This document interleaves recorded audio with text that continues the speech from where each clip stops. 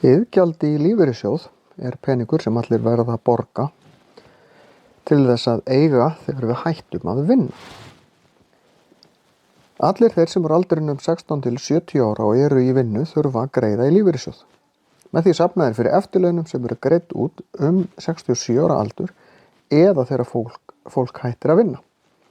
Lágmarksiðgjaldið 15,5% en einstaklingur greiðir sjálfur 4% og launagreiðandi greiðir mótframlag upp á 11,5%. Það gerir samtals 15,5%.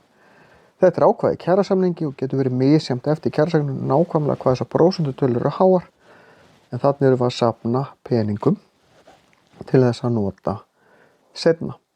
Það virkar samt ekki þannig að ég eigi bara ákveðin pening, því ef ég hef greitt í lífeyrissjóð og lifi lengi þá fæ ég borgað úr lífeyrissjóðnum jafnvel meira en ég borgaði í hann. En ef að ég dey, kannski bara 75 ára, að þá fá ættingjar ekki iðgjaldið þangað til peningur sem ég borgaði inn var búinn. Það virkar ekki þannig.